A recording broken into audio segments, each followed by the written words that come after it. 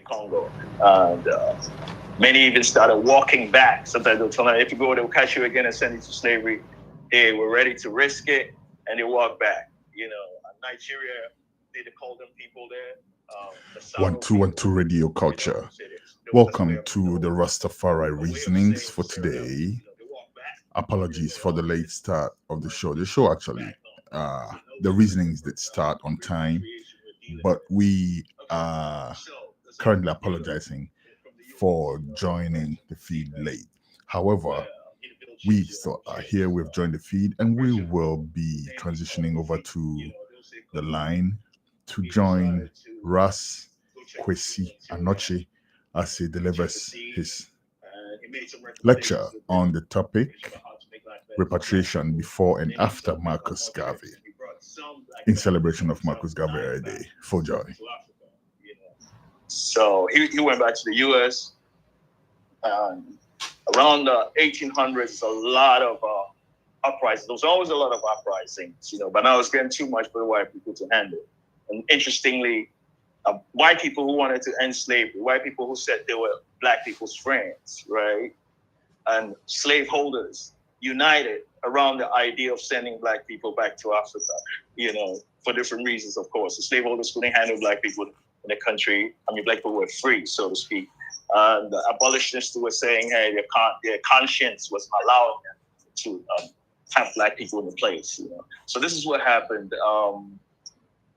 They soon set up an organization called the American Colonization Society, which was backed by, figures such as Thomas Jefferson, who had been president, James Madison, Abraham Lincoln. All of them were very supportive of this project. The idea was to get rid of the free blacks from the U.S., for obvious reasons. Because basically free blacks were the ones who were known to be inspiring the revolts. If you look at Ken Mike Vesey, he was free.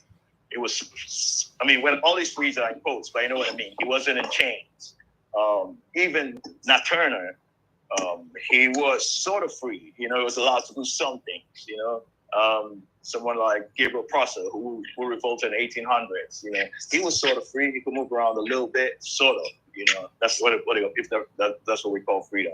All these people were a problem to America. Slave masters couldn't sleep at night because anything could happen. Your plantation could get burned, you could get killed. It was happening. The people working in the house, they could just kill them. It was just a nightmare for them. Abraham Lincoln would put it this way: black people in America, suffering sort of defines the black experience in America, and it defines the suffering, the experience of the white people in America. White people were suffering just by the fact of the black presidents. They were always traumatized, too. It's a fact. Someone like Jefferson had a thing like having the black people here be like you're holding the image of a fox. You're holding a fox by the ears, and if you leave them, good for you. If you hold on, he go to bite you same way, go to attack you. So they just want to get rid of black people. So that's the idea they had, So they're trying to get the free people to go, but the free people said they weren't leaving. They were not leaving because they were saying, how could they leave while people were still in chains? They'd rather stay and fight so that people could get free, And of course, some of them too talk about rights and all that, like we build this country and you have to live up to your promises and all that. But for the most part, most of them were like, look, we don't care either way. Someone like David Walker, he didn't care about the U.S. project. All he wanted was to stay and fight for those who couldn't fight because they were in chains, So, I'll call them ACS, the American Colonization Mission or Society. They started reaching out to people, influential blacks who understood it. Because some free blacks wanted to move. They used to work with the White People's Project and move. That's not necessarily because they believed in the white, but they just wanted to leave. There are always people who want to leave. And so they reached out to someone like Paul Kofi, who had just come back from, not too long from Sierra Leone. And they were trying to get him to influence the free blacks. And he said no, he wouldn't work with them because he didn't trust the agenda. But just around that time, the ACOs had set up Liberia. People were going. They needed people there. So they're working off those schemes. Now they realize they can get the free people easily. So they started offering freedom to slaves. They were ready to pay the slave masters for the. I'm using words like slaves and all that, but the people themselves don't see themselves as slaves, right? We're just captives. We're captured. We're in chains and all that. Well, whatever. But we don't see ourselves as slaves like that, right? So I'm using the words just to keep the conversation going, language thing, right? So they'll pay for their freedom. From some slave masters were okay with that. Some of them wouldn't let them go at all. But their freedom, pay for the freedom, get them, and then put them on ships, and send them to Africa because they wanted to build Liberia. And of course, a lot of people who had been in slavery were willing to go. A lot of them, many people always wanted to go will always want to go to Africa. Every time there was a rising, there was a desire to go to Africa because the backlash was harsh. There was a man called George Creighton. He was some few black people to own slaves, like they call it, right? And he decided to leave, around 1820, decided to leave and go to Africa. And he told his people, what they'll call slaves, that, hey, if you want to be free, come with me. I'm going to Africa. And they came with him. He paid their way. They all moved to Liberia. Very interestingly, then like Kwasi, I just mentioned the name of Freeman, who intended to lead one of the major rebellions. It didn't happen, but just the conspiracy, was blown, before it happened, and he got arrested and executed and all that. But it had a huge impact on the country. What happened was he was on trial. And one of the things he said, according to some report, was George Creighton, the man I just mentioned, said he brought his people to Africa, had offered him a spot, on the ship. Come with us, let's go to Africa. But he said he refused to go to Africa because his children were still in slavery. He was a free person. He was trying to buy his wife's freedom, and the slave master wouldn't sell it. So he was in a difficult situation, and they had children, and he wasn't seeing how he could leave them and go be free while his children were not. And of course, his woman was not, and the children and woman can represent all the people in chains, if we're not being individualistic about it. So he was willing to go, and, he had to pay the ultimate price for what he did in terms of getting free.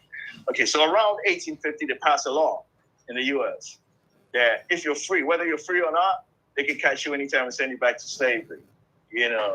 People have worked so hard to pay for their freedom, and then you could just be arrested, and then, anyone can come and take you and say, hey, that guy is my slave, or this woman is my slave, and they'll let you go. That was the law. So I was obviously covering that.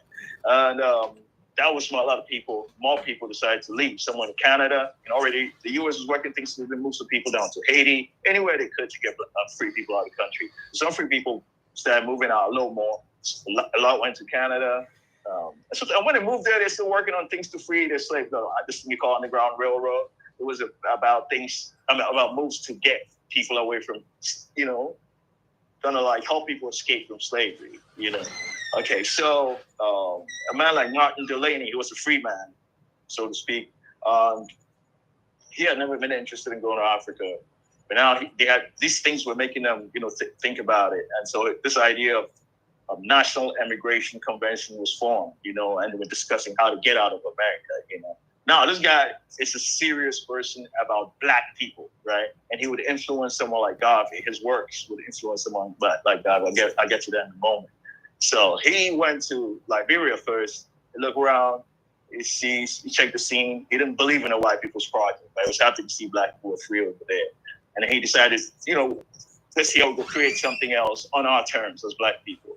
He went over to Nigeria. He was able to make some agreements with some kings over there, around the Abeokuta area, they're reaching up some land, And he came back to the U.S. and they started organizing towards moving. Just around that time, the Civil War jump up. The Civil War meant, at least in theory, to a lot of black people, the end of slavery, So most of these guys are more interested in ending slavery than getting away from the U.S. Looks like that for a lot of these guys who are not willing to leave. So the motivation is obvious. You don't want to leave while so your brothers and sisters are still in chains and they can't fight for themselves, and you got some wiggle room to fight.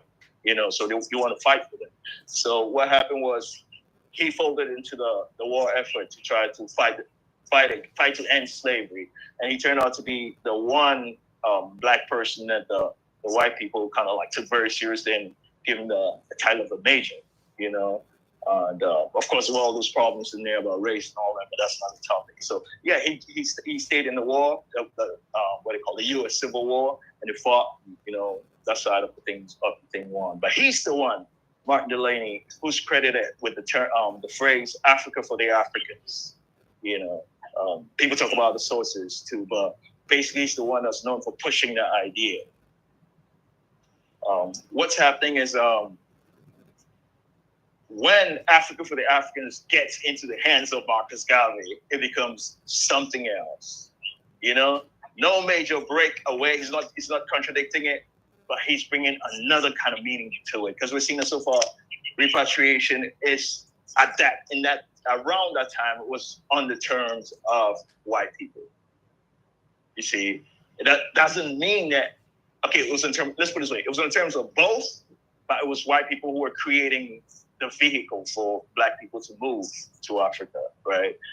On Garvey's terms, it became black people to do the thing, and it was a major shift. He represented a turning point, and it would be worth paying attention to what he did. I'll just touch on a few points, and then we'll look at how it was after Marcus Mosiah Garvey. So Garvey started pushing for going back to Africa hard around 1918. When he kind of like formally established the UNIA, Universal Negro Improvement Association, and the African Communities League inside the United States. But 2 years before that, he had already set it up in Jamaica. But initially, some people say he had said he was not political.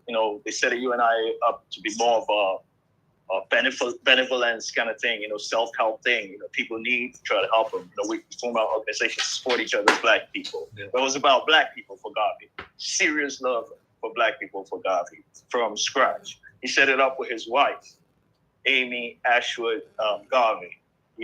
Always let's remember that thing about if a man is doing something, the women around him, the woman that's with him is one with that thing.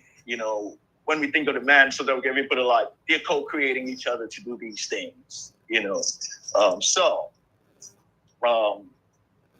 to America to travel around. He lived in Central America for a little bit. He traveled through a number of countries. He's seen the situation with black people. He went to live in England.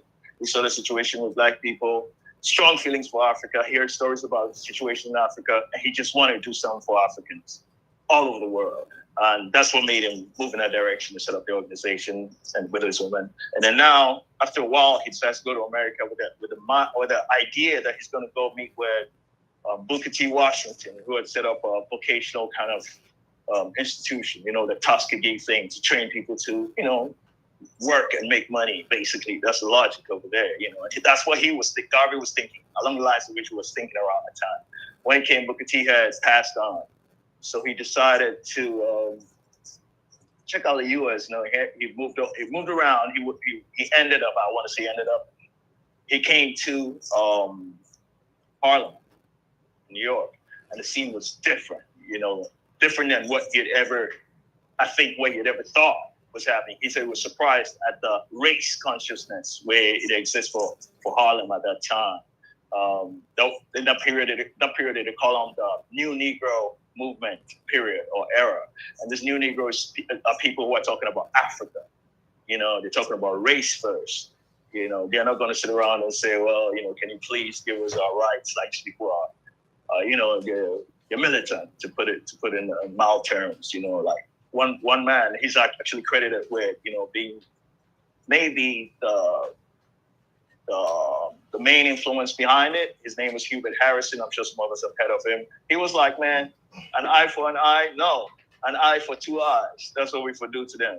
And those days there were lynchings. There were, there were programs, pogroms. They'll just burn your place up and you have to leave. You know, there were murders all over the place. There were, you know, everything was hard for people. Economics, you know, so we see black people moving from the South to places where there were jobs. It was the war years too. The First World War was going on, so jobs were available, you know. And so black people were trying to get to those places, and these people just kind of terrorized them, you know, burnings and all that. So the New Negro movement was more like, man, if they come around, we have to do what they do to us to them, you know. And these were things that were shocking the system so much that the FBI then, you know, they used to call them the Bureau of Investigations. You know, they actually started keeping serious tabs on these brothers. There was another man called Cyril Briggs. They were forming an organization called the African Blood Brotherhood. These are people Garvey is meeting when he goes to Harlem, right? And African Blood Brotherhood, check the name out, for African Liberation and Redemption. That's the name of this joint, this setup, right? And militant, you know. And just like Hubert Harrison, he told an organization called Liberty League, they were socialist in orientation, anti-capitalist, you know, which would turn out to be not very attractive to someone like Garvey, you know. But Garvey was hanging around, people like that. He was interacting with people like that. You know, and he actually worked with them sometimes. The African Blood Brotherhood was serious about Back to Africa too. You know, we're talking about Africa for the Africans very seriously, but they had a slightly different take on what that meant. You know, and we'll discuss that in a bit. That's 1918. Just around that time, a brother from Uganda, you know, where he showed up for the U.S. You know, where he started moving around. He started moving around, sort of kind of like getting people interested in the idea of going back to Africa. This time on a ship, you know, on their terms, on black people's terms. And he started talking to some black leaders to help him out, you know, convince the U.S. government to make it possible, you know. Interesting long route, you know, but that was his idea. His name was, he said it was a prince. It was Prince Kaba Rega. Turns out it didn't really happen. This was 1918. Just around 1919, Marcus Garvey is about to push this Back to Africa thing seriously. And so he set up the UNI in the United States. Membership is rising. You know, at one point, it was definitely 4 million all over the world, too. We're talking all over the world. Some people talk about 11 million, you know, but definitely 4 million. You know, they had thousands of branches in the U.S. They had some in the Caribbean. You know, Cuba had a lot. Africa, you know, Far East, you know, talk about Asia, you know, Java, India, Australia, all these places, the UNI was present. And they had a newspaper called the Negro World. And it was pushing these ideas, you know, back to Africa, Africa for the Africans, you know, repatriation, African pride, you know, African culture, the way they understood it, African politics, African concepts, you know. So word spread, and it was a problem for the U.S. Establishment. So already, like we said, they were monitoring people like Garvey very serious, very closely. But matter of fact, they started infiltrating his organization with black people. You know, some of them didn't look that black, but you know, they'll be in there and say, "I tell you, I'm black," you know, and they were black. You know, that's a, you know, they were black. But yeah, so these people were spies for the government, so to speak. Now,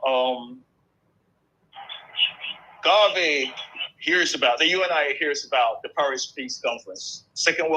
First World War has ended, right? And in 1918, the very year they set the thing up, they set UNI up. And so now the Germans are defeated. The Germans are the ones that started the trouble for the First World War, and now they've been defeated. So the rest of their cousins, you know, England and all these guys, they get together to share the loot. You know, what they've seized from Germany. And in Africa, it would be Tanzania, Namibia, Togo, Rwanda, you know, Burundi. You know, that's what those areas were German colonies. So the UNIA sent representatives there. Yeah, it's a very interesting move right there. You know, a bunch of white people sitting there trying to make their decisions, and then Africans, these black people show up and they say, "Hey, you know, we're here to represent the black people of the world. We want you to give us those lands in Africa that Germany owned." And of course, the response was negative, but it was a move that we have to take very seriously, you know. They call it Paris Peace Conference amongst themselves, and these people kind of intervene to, to stir things up a little bit. It would have been a good thing if they got that. Now, 1919 was a very, very interesting year for several reasons.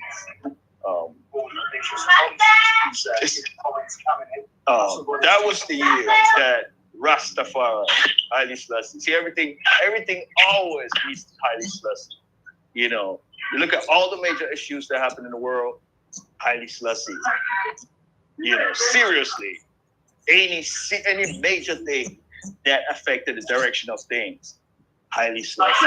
So back then he was ruling with the Queen of Kings, Zaldito.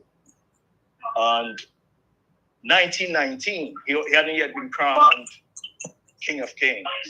It was Rastafari. He reached out to black people. He was monitoring everything that was going on in the world. And so, he's like, okay, come to Ethiopia. Repatriation, straight. So let's just start working on that. So 1919. Now check this out. He didn't do it only in 1919. He did it in 1922 as well, sending people to go invite black people to come live in Ethiopia. 1927, he did it again. He did it in 1929 again. So let's think like he was consistently doing this. 1931, after he had been crowned King of Kings. 1931, he sent people to go invite people to come.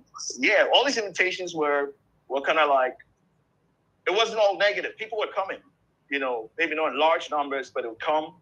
Some people would go back, some people would stay. And in 1931, he offered land around Lake Tana, and of course, most of us know about Shashamani. He offered that in 1948.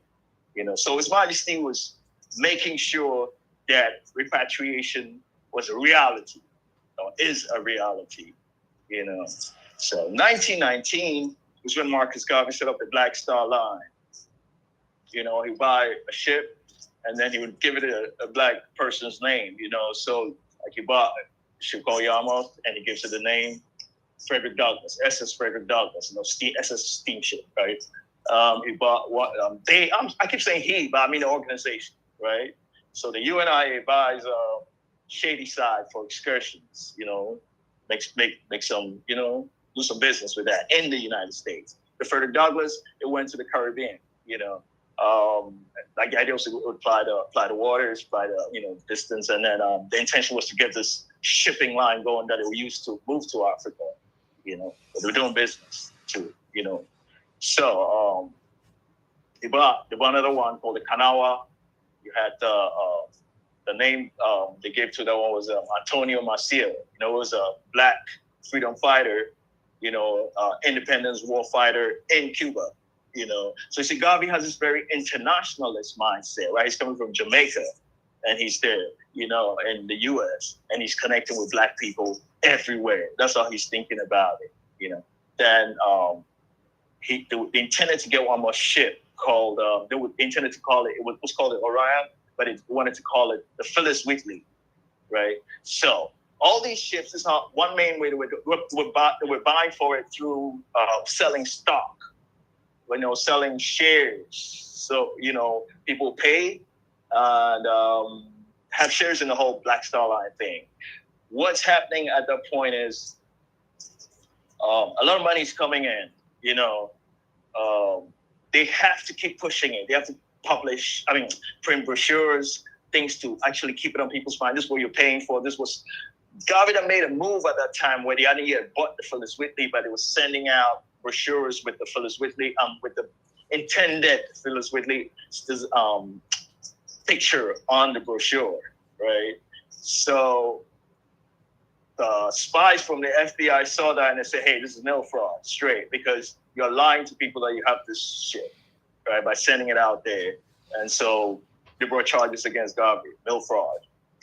Now Garvey had just started what he was doing, right, in the U.S. He came in 1916. The UNI is really pushing around 1918, and now 1919 already they're trying to put brakes on him. But Garvey wouldn't stop, So the charges have come up. The next year they set up, they have the first international conference for the UNIA. About 2,000 delegates from about 22 countries, including the Gulf Coast. So Black people all over went into what Garvey, the UNIA, was standing for. At one point, people who were in to listen to the reasonings of Garvey. It's a month-long conference, so to speak, or event. And about at one point, one of the numbers was given was like 25,000 people were around to engage with the goings on and listen to what was being said. So people were invested in what was going on, to put it mildly. During that month, during the conference, they presented a declaration of the rights of the Negro peoples of the world. Some have called that document, I think the RCG has that document on its website now, so we can all check it out. It's been called the most comprehensive and one of the earliest human rights documents. And if you check it out, you see it kind of grounded the cover, all the way down to telling white people that when you catch Black people in Africa, stop shaving their hair, because they used to do that. I'm sure some of us know about that. When we're growing up, you see they catch some people, they go shave their hair. And Garvey then were fighting against that. So he was invested in Africa and that level. There's so many other things, fighting for children's rights, telling the world, declaring Black people's rights. So he's saying, Africa is for Africans. Black Africans have the right to come and become, they are citizens of Africa. They have a right to move to Africa and be that. That's implying things like that. But they're quite a lot of clauses that's interesting. That the preamble is very interesting, where he tells, more or less, he's telling the whole world that they're guilty, because of what the world's putting Africans through. And if you think about the level at which he's reasoning, you realize that it's something that most organizations were not dealing with. Garvey was very daring. A quick one, the brochure that was used to push the ship, he had a quote on it. He said, we're living in a world where some people are always getting ready to do something, and then some people are doing stuff, right? Garvey's the kind of person who gets an idea, you say, let's do it. We'll find a means. But once, you can accomplish what you will, that kind of person, right? Garvey was taking risks. Of course, it didn't always turn out smooth, but a lot of things he did be the things that inspire us to do what we do. Okay, so one thing that happened in the conference was they elected a government in exile for Black people of the world, So someone was elected to be the leader of all Black people of the world, and all Black people of the world had to obey him. And then they'll choose one to represent the United States. And Garvey was chosen as provisional president of Africa. It rubbed some people wrong, immediately. Someone like Hubert Harrison would say, man, what are you talking about? You've never been to Africa. How are you going to be provisional president of Africa, And the African brothers, African Blood Brotherhood, their idea was like, no, you don't go to Africa to go govern them. You can go, we have to go there to help them. They were ready to go there to Africa to go help them fight the wars or whatever. They actually started talking about particular peoples in Africa. They wanted to send people from the US to go help fight for freedom, rather than go govern them, But Garvey was like, back to Africa is what we're doing, and we're setting up a program, because he's looking at Africa and he doesn't see any government. He's looking at it in comparison to America. Sees a country that's together. So he was thinking of Africa as like, one unit. Why can't we turn to the United States of Africa? Literally, he said things like that. I says, everything white people are doing, let's look at it as a standard, and then have our version of it. So if they have a United States of Africa, we're gonna have that. If they have a white star line, we're gonna have a black star line, things like that. So that's his mindset he's approaching this with. So he's not backing up for this, But he also says that he wasn't intending to go to Africa to dominate the Black people in Africa, which is an interesting point to make. He actually talked about it. If you check out moments where he's talking about the moment where he's explaining the aims. I think there's an audio tape of it online where he's explaining the aims of the UNI. He literally says that the idea is to work with all Black people, including the people on the continent already. Already as we were talking about Sierra Leone and Liberia, what's happening was the unity was among those who were civilized, right? Those who had been in the West. The people were there already. They were a little bit outside the story of, what we're talking about when we talk about Black people, or when we talk about repatriation, okay, the clashes and all that. Okay, but now Garvey's talking about, we're all going to work together. Right. But some people who had heard about all this governance thing were raising all these questions, like we're going to, like, just a government in exile and all that. Okay, so give me 1 second. Garvey decides to send that the UNIA, the idea of the idea the UNIA had of going back to Africa was to send specialists first to set up the place, build railroads, like I said, educational institutions and schools, and then they'll start sending people to come and live there. So it's a very organized, methodical approach that they had in mind. They went forward to, they reached out to Liberia, got a nice deal with the Liberian government in 1923. They were going to sell an acre of land for $1 to them.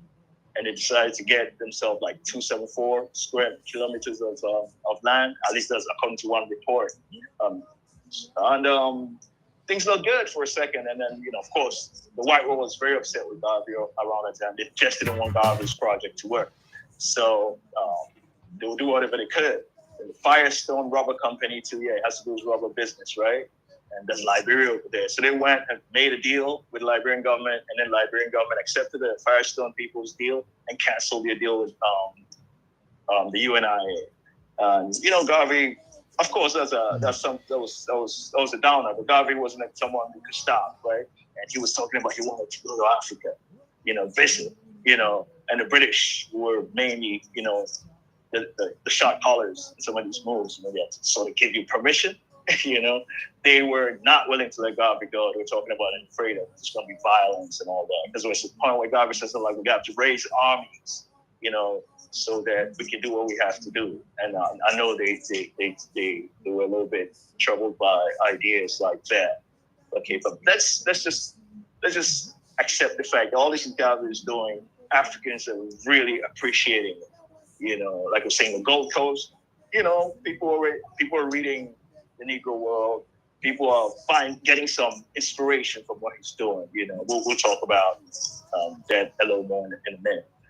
South Africa, people were actually calling Garvey a Moses, on the continent of Africa. Marcus Messiah Garvey. The Messiah almost starts to sound like a Messiah, right? That's how people were feeling him, on the continent. Okay, so Garvey's trial happens in 1923. He had to go to prison in 1925, and then 2 years later, he had to go. They sent him to Jamaica, right? It didn't stop working, but other people, things that are happening now, was almost like that. What he had done was now inspiring other people or other organizations to do other things in that direction. Sort of like the spotlight was moving, but Garvey was a major force behind what was going on. Still. He was in Jamaica for a while. Later, he moved on to England. Rastafari people, when Garvey came back to Jamaica, were all about him. They took up his ideas, were pushing it seriously. Not just Rastafari people, but because I and I talking about this, Rastafari people. Some people, someone like John Henry Clark said he was looking at the situation in Jamaica. Garvey went home to Jamaica, and he realized that it was mainly the Rastas who were standing up for Garvey. Most people were a little iffy about it, But it wouldn't be that alone. There'll be Garveyites who were the Rasta people, of course, and there were other people who really loved what Garvey was doing. But most of the more visible, entities were, of a different kind of political orientation. So we're realizing that this Africa for Africans thing, the United States of Africa, Garvey's ideas are not being taken lightly at all. After this, what I'm about to call the after Garvey era, when Second World War is over. I can imagine that someone like Kwame Nkrumah is growing up in Ghana, and he's hearing about Garvey, or at least he's getting a sense of some of the ideas that Garvey was pushing. If the Negro world was in Ghana, you know, and people were into the ideas coming from that side. Yeah, I'm sure that something blew his way, you know, but we know for sure that when he went to the U.S. to go study, went abroad to England, to U.S., he engaged with Garvey's ideas seriously. You know, as Prof was saying last week, you know, he was highly influenced by the philosophy and opinions of Garvey, of Marcus Garvey, yeah.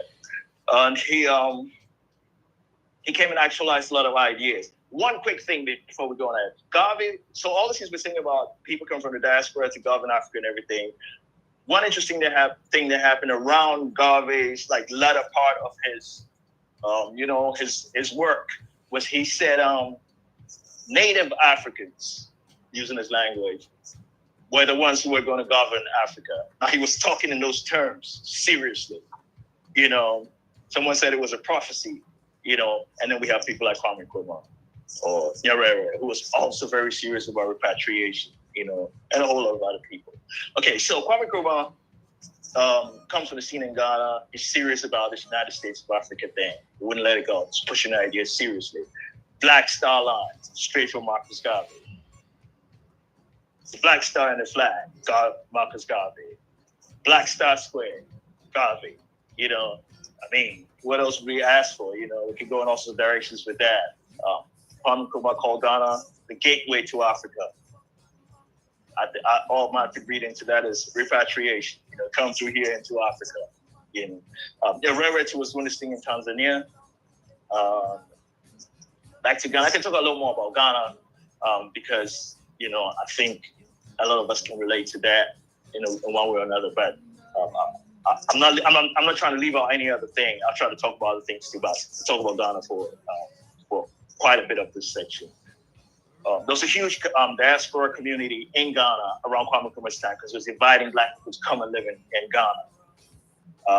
There was Polly Murray, who was actually the main figure. You know, she was.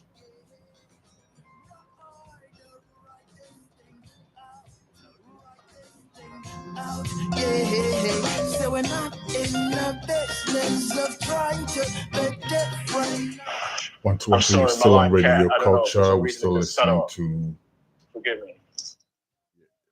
Yes, indeed. Yeah, you're still on Radio Culture. We're still listening to Ras, Kwasi, Anokye. We're going to go back to the lecture. There was Bill Sutherland. He got married to Ifwa Sutherland, as we know her, you know, cultural figure, writer, teacher, you know. He worked with Bidema. Bidema was in charge of finance, and then Nkrumah, in Nkrumah's regime, and he was an assistant, you know, and he was a black person, a black man who was from the U.S., so to speak, right? Maya Angelou was living in Ghana too. We know about Du Bois moving to Ghana. Shirley Graham Du Bois, seminal figure in terms of what would be happening after that in terms of repatriation. We'll get to that in a second. We know about Nkrumah's advisors, George Patmore. You know, he wasn't necessarily like born a Ghanaian, right? He was from the diaspora. But these are the people Nkrumah's working with to build Africa, to build Ghana, right? To build Africa. In Nkrumah's mind, everything is Africa. Everything is Africa, not a micronation. Ras Makonnen, he too was an advisor of Nkrumah. So we see that Nkrumah is really, like Garvey, very internationalist, very about Africa for all of us. Africa is one country. Let's build this thing together. You know, our people from, you know, the other side of the Atlantic, the people from Europe, wherever they're from, we come together and we work on this thing. Shirley Du Bois, Shirley Graham Du Bois, you know, W.B. Du Bois' wife. I'll just talk to her. We talk about her a little bit because phenomenal woman. She was the one that was in charge of setting up Ghana TV. She had this vision of using TV as an educational medium, and she was very serious about it. You know, like this is the idea that she was working with. Using TV to teach people who had dropped out of school, you know, couldn't go to school, right? So they're designing programs. The programming is to educate you. Like, this is school. You turn on the TV, you're being educated.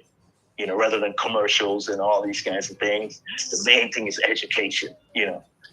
Then she had a program for illiterate people too, right? This is very interesting. People say, well, they can't read, forget about that, right? They can't, you know, but she's like, we're designing something for that too. And then she trained the staff of, you know, Ghana Broadcasting Corporation, you know, in just about everything, the technical things, the right, I learned some basics of the technical things, the writing, you know, production. So she set the machine rolling, you know, in terms of Ghana, particularly TV, but we would say, you know, mass media in that area, broadcasting. She was the one that brought Ghana Sanyo about, more or less. She went to Japan and she was vibing with the Japanese about things, and she said, "Oh man, you guys got this Sanyo brilliant idea. You could come to Ghana and do, you know, establish in Ghana and get this thing going here." You know, and Nkrumah was impressed by what she did. Nkrumah was talking to her all the time. She was like an advisor. Someone said Nkrumah would speak to her every night before he went to bed. You know, this woman was phenomenal. You know, Shirley Graham Dubois, or Dubois, you know. She was always pushing the African unity thing. You know, she speak up for it, you know, and try to get people interested in it. You know, and there were other people, but I'm just trying to stick with her for a second, you know. And then when the coup happened in Ghana, a lot of people left. A lot of people from the diaspora left. But someone like Shirley Graham Du Bois, she went over to Tanzania to work with Nyerere. You know, she got citizenship there, and she was working seriously for Africa, basically, because that's what Nyerere too was about. There's a man called Kwame Ture, you know, took the names Kwame Nkrumah from Kwame Nkrumah and Sekou Toure. He was formerly called Stokely Carmichael. Some of us might know him, you know, Black Panther era, Black Power. You know, he's credited with one of the people who popularized the phrase Black Power, right? So he is he's having situations here. He's always talking about Africa though. Even when he was Stokely Carmichael, he's always talking about Africans, calling Black people Africans. He moves to Africa just around that time.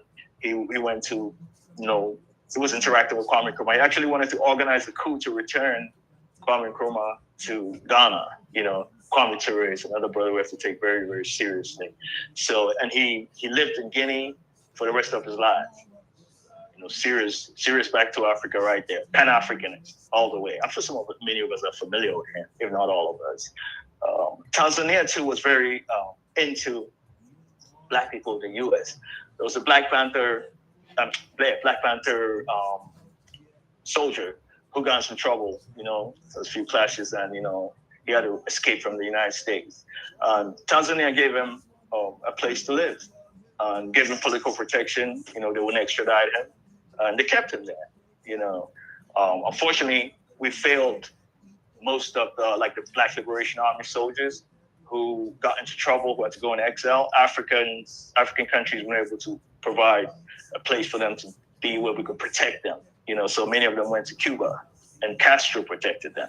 So that's something we need to think about. And I just will slip this in there. There are still Black Liberation Army soldiers who are in prison today in America, 50 years later, right? You know, Mandela spent 20 years in prison, right? These people, some of them are still in prison, you know. So that's the topic we have to talk about. Africa has to be speaking up for them, because these people are identifying with Africa. You know, some of them are carrying African names, you know, and it's like we're silent. They're part of the conversation. So Black Liberation Army soldiers, something we have to think about. Some of them are prisoners of war, as people call them right now. Okay, so let's move forward a little bit to what Rasta people are coming to Ghana a little more. Not just Rasta people, but I'm a little biased. I'm thinking about Rasta people here, but a lot of other people are coming, intellectuals and all that, you know, in different ways. So repatriation is being actualized. Some of us know about Big Dread, right? It's been in Ghana for a good long while. So there was no Marian and Daniel. They were running the Afro-Caribbean Center, a serious joint where there was a lot of intercourse, you know, intellectual, cultural, whatever we want to call it. We were meeting there often, you know, music was playing, you know, it was family there, you know, repatriation right there. And what Garvey was working on, you know, the Pan-Africanism, the oneness, you know, the love of Garvey for Black people. That's what we're writing when we think about repatriation, you know. So now we're in this era where we talk about Black state, right? A lot of people want to leave the West, you know, and we see a reciprocal. We see things that are happening, almost like answering. It's like a conversation going on, right? We know about the Joshua Project and under Muhammad, right? He made it possible for people to get citizenship, and even under Kufuor, we know that he's gestured that way, you know, like giving citizenship to people from abroad, whatever the motives are. At least the idea is he's making it possible for Black people to move to Africa. You know, it's not just Ghana, you know, Sierra Leone, Zambia, Rwanda, Benin, South Africa. People are moving there. The idea of citizenship is being offered to them. You know, the possibilities are strong. But one thing that has to be pushed seriously by us, you know, is the idea of automatic citizenship. You know, they don't have to. People don't have to go through all that and then always be reporting and getting a chance before they get a chance to. You know, once they get your permission to move to Africa and they declare their intent to become citizens, I think this is my take on it. You know, I love to hear what people think. It should be automatic. People should be able to say, yeah, you know, just go to Ghana. You know, you're in. You know, you do what you have to do. You know, if they want citizenship, and you know, rather than go there and then if you're lucky, you know, you can get citizenship, or you have to go through all these groups. Okay, the motivations for going to Africa, as we can tell from the start of this conversation, are varied. Right? Some people right now. Let's go to what's happening now. Right now, a lot of people, and this has been the case. We're going to Africa to connect with our roots, right? Because people need to know where they came from. These days, there's DNA testing. So some people go do it, they get a report, they say, oh, I'm from Ghana, I want to go see Ghana, I want to go see where I'm from, you know. And the DNA testing thing is something we can talk about too, but at least, you know, people have things that, you know, make them want to say, hey, I want to go to Africa, right? And we know about the police terror and all that too, so, you know, and all the racism and all, you wake up every day and you're worrying about what's going to happen to you as a Black person, so that's not a motive, right? There's all the Black hashtag Black's a thing, right?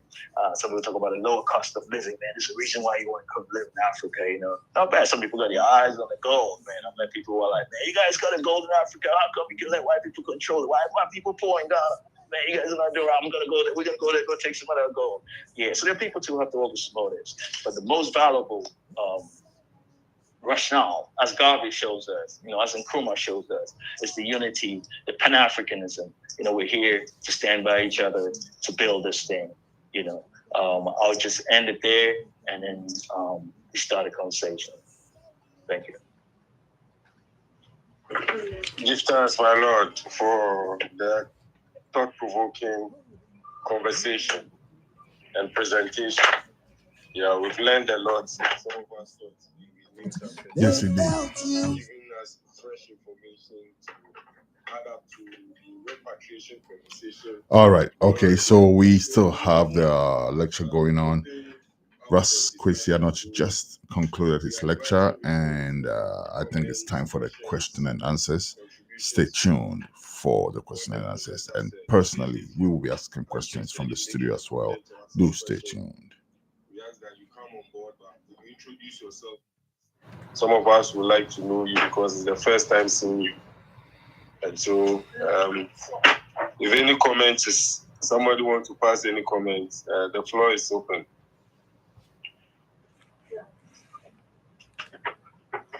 Radio Culture, are you coming in? Yes, you are coming in. Yes, indeed. Yes, we are coming in. Thank you very much. My apologies for coming in late, and I feel very guilty taking the first question after coming in late. But do pardon me for that. Sometimes, you know, family issues and things like that kind of step in the way. Apologies. But yes, so I have a few things that I have to set off the discussion with by way of questions and something that we can all reason about. Russ, I want to look at repatriation as the rhetoric. And when I say rhetoric, I don't mean it in a negative way. I just mean we're looking at it as something that's a concept versus the reality of repatriation. And there are so many different angles to this thing that this is a loaded question. I don't even know if we can deal with all of it, you know. But really, my question is, we've recently, and even things like Afro beats versus reggae music, for instance, has unveiled some deep cracks within our ranks as Black people, Africans, home and abroad. Now we're dealing with repatriation. My question, I guess, is, are we looking through the same lenses? Are Africans home looking through the same lenses as Africans abroad when we say repatriation? And even going all the way back to Garvey, let's face it, let's have frank discussions. Was Garvey's concept of repatriation the same as what continental Africans would have been looking at as, okay, repatriation, yes, let's have our brothers return to us? I'll just end it there for now. I have some other issues that, if time permits, I would come in and I think it's a brilliant. These are brilliant points you're making. I see them as one point, though, for the most part. It's like I just want to start out by talking about the situation in Sierra Leone, and the divide and conquer thing. There was always this logic of those from the West are superior. They're civilized, right?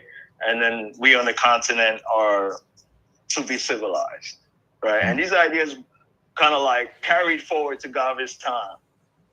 If you read some of the documents that were coming out of the UNIA when they started out, they talked about, Black people uniting, Black people working together. And then one of the things in there is that we're going to help civilize the backward people of Africa, because those were the dominant ideas, that were in the world. So I totally agree. We're dealing with, and all of us, we're carrying some baggage. That's why we always have to be aware. These reasons are important because we have to always be aware of the ideas that are in the world that may be coming at us, that may not necessarily be in our favor. But that doesn't take away from Garvey's work and what we've benefited from. His work. I got a lot of inspiration from Garvey. And I got a lot of inspiration from reading the Philosophy and Opinions, when we were younger. Very few voices were speaking that way, in a very pointed, forceful, vigorous way. But what you're saying is the thing. I like how you start with rhetoric, right? It's a problem. We have some major problems. I was trying to just, kind of like paint a picture, general picture, but I like where you're going. These are the things we have to address.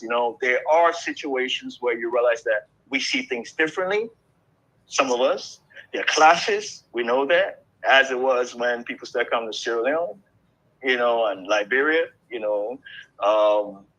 Today, there are situations. I'd love to know what you're talking about, the thing about music, Afrobeat and reggae thing. But there are definitely situations. Now, it's up to us, right? Not to look at these things as fixed situations. We have to look at every situation as in flux, right? What shot are you going to call now if you have to make a decision that would redirect things onto the right track versus saying, oh, look at that guy, he's messing it up. Or look at this fucked up thing this person is doing over here. You see what I mean? Because we, people from Africa, to come to the U.S. and we look at our people here and we say, oh, you people don't have culture, you people were slaves. We forget that we were all enslaved in Africa, man, and we're affected by it. We've seen pictures of people carrying slabs of stone and chains around their necks. Am I going to say that guy is not me? I never knew slavery. No, slavery affected all of us. So it's stupid for us to come from Africa to the U.S. and say, hey, you were slaves, you were never slaves. This is dumb. You don't know your history. That's the thing. So we are all dealing with certain things we have to clear up. I guess so someone from the U.S. to come to Africa and he thinks we're backward. Yeah, it's a problem. Sorry to interrupt. Sorry to interrupt, but I think that goes to the heart of my question, though, right? Because you can flip that as well and have a situation where people are also like, oh, you sold us into slavery. Definitely, and that's a conversation we have to have. Yes, and then even on the motherland, you've mentioned like Sierra Leone, Liberia, but even in Ghana, we have practical examples of, say, repatriated brethren and sistren, beloved brethren and sistren, who would hold meetings and keep out locals as a policy. Serious thing. Yeah. We need to talk about that. I won't take up all the time. I'm just saying. Yeah. But I'll say one thing quickly over there. Most people like to belong to what you're familiar with. We need a culture of not being too comfortable with the familiar. That's another thing that's kind of missing. We like to go where, so people come to Africa and say, oh, man, I feel like, I have to these are people I know. This was what I know. I want to be with people. Just how it was when, the ACS was setting up Liberia and all that. These are the people I know. We have to break out of that. we do have to break out of that. There's serious problems, Bridget, and I totally agree with you. But yeah, we have to work out of it. You know, we have to be more, like His Majesty will say, you know, we have to be willing to work through the obstacles and work out the things we want happen. You know, make the things we want happen. Africa Oasis Creators is not just about building businesses and all that. It's about working, creating ways of thinking society. too. You know, what you're doing is helping, definitely. Yeah. Give thanks. Give thanks, Russ.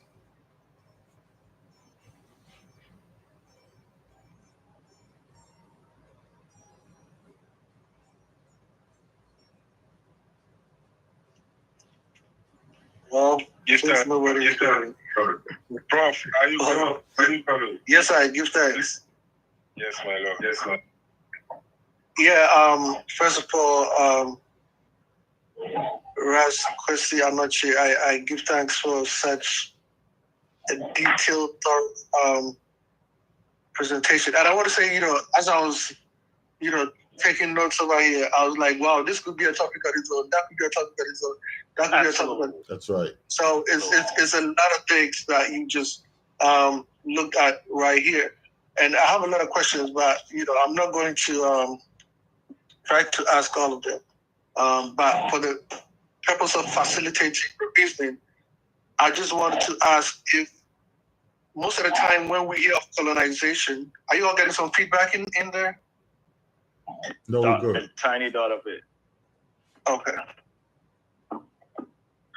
So most of the time when we have colonization, America often craftily cuts itself out of the whole thing as if it did not participate in the colonization of Africa. We see, for instance, Thomas Jefferson wanting to say that, you know, he actually said that, you know, there is no way that blacks and whites could ever live together, and therefore he was setting up a program to send black people in America to Haiti. And then we have the American Colonization Society. And, you know, we also know that Liberia, even though not officially, was de facto a colony of the United States. Can you speak a little bit to the work of the American Colonization Society as it relates to the colonization of Africa? Reggie, you want to start trouble now? Whoa. Yes, that was a problem. And that's why I understand a lot of people who are like, we're not going to work with these people. We love Africa, want to go to Africa, but we're not going to go through these people, right? Because it was just what you said, it was a colonizing project for them. It was for white people, right? It's just that black people want to go. So it's like, if this is my means, my doorway to Africa, I'll use it. You know, and there were clashes between them and the black people. Yeah, it was a colonizing project. I want to keep it short. Major problems all the way. We're just talking about how the people were rising up just when the Maroons came in. They were rising up against the very people who had brought them to. Look at what they called the first, the program that brought them to Sierra Leone, the Sierra Leone Resettlement Scheme. Scheme sounds a little fishy over there, right? Yeah, it was pyramid scheme. You know what I mean? So yeah, definitely you see that it was a problem, and they divided the people. The people who are called the native people were clashing a lot with the people because they'll go seize their land. They'll sign contracts with the chiefs without, you know how people know to read English and all that too much. And you bring me a paper to read, and you say, hey, okay, you put your signature here, and some of us, and you tell me what it is. But they're saying one thing and the thing on the paper is another. That's why Menelik went to war with them. They said, man, forget this big thing, man. You know, they bring a paper, you know, something like Empress, you know. Empress look at the paper and rip it. Say, no, forget this treaty. We didn't go war right now. So yeah, they did that and got land. And then later the people were like, no, we didn't mean you could come and take this land like that. So there were wars. And let's remember Samuel Doe's situation, right? We had these Americo-Liberians who were ruling from Tubman all the way down to Charles Taylor, them, right? And, you know, the natives had a problem with that. So people like Samuel Doe, no matter what we think of their politics or whatever, they were reacting to that. And the thing was savage what happened. You know, we know what happened. It was crazy. You know, it's a terrible thing that happened in Liberia. And Sierra Leone too going through things, you know. But what you're talking about is crucial. Just a little bit I want to say. I'd love to hear what other people have to say too. But it is a problem when we look at repatriation just in sweet terms. Come home, everything is nice. It's been a very unpretty story, you know. But both sides have things to work on too. That's what I think, and I'm sure you can extend. Am I touching on the answer a little bit, or is there something I'm leaving out? Okay, give thanks. No, yeah, give thanks for the answer. Appreciate it. Appreciate it. Yes, sir. Can I chip in real quick again? So you mentioned something about the Joseph project or Jacob project or something to that effect, right? Just Joseph, a quick correction. I think that was under President Kufuor. I think that was. Oh, it was Kufuor rather, not Mahama, right? Yeah. Okay, I'm sorry. Sorry, man. Yeah, I'm so sorry about that. No, that's not even important as far as I'm concerned. My concern really is about what is in that concept, right? Because I think that at the base of that was what I just mentioned a short while ago about a certain preconceived notion from a certain angle that continental Africans sold their brothers and sisters, into slavery. Now, that's a false narrative, which absolutely, which can be debunked whichever way you look at it. It could never be possible that what did we do? We split ourselves into two Kotoko and Hearts, and Hearts was selling Kotoko. Like, what was going on there? You know, it makes no sense. It absolutely makes no sense. But to me, that Joseph project thing was a confirmation of that idea that yes, we did sell you into slavery and we're sorry. Just like Joseph in the Bible, or his brothers sold him into slavery, and then later on he became their master and whatnot. That whole idea was flawed as far as I'm concerned. And if they're still carrying on with that, we have to revisit history properly before we think of a Joseph project. And then maybe we may decide to call it a different name. Just saying. Good things. I thought it was something that just happened one like that Joseph project. I thought it came and went. But the idea is what last the Black people coming back to Africa. Mm-hmm. I don't know. You know, I don't even know much about the project myself. I was just listing the number of efforts, a number of things heads of state have done. You know, I was talking about Nkrumah as a head of state, almost taking over this idea of coming back to Africa, which was the thing that was not happening before Garvey, right? Yep. Garvey comes in, is like he's the fork in the road, right? This is where things change, and our Africans are doing this. I totally agree with you. I know there are some annual ceremonies where chiefs go to, perform these atonement, rituals. Mm-hmm. You know, it's a real thing over there. You know, it means something to some people. But like you said, we're gonna talk about, and I think we need a lot of conversations around the topic of the slavery thing, because the people who were the first abolitionists, as Professor Mambwese Okoye would say, were the Africans. Like we're saying, we started by talking about how, I think you and I here when we started. As soon as the ship was on the water, right? Africans who go on the ship, risk their lives. You don't know the people that are on the ship, just so you know it's Africans. And go risk their lives, fight. A lot of times they lost their lives. But they were trying to take over the ships so they would free the people on the ships. While the people were coming in, from, let's say, what they call the long walk, from Salaga to the coast, people who didn't know these people, most of them were coming from what we call the Sahel, other places around it. We didn't actually know them in person.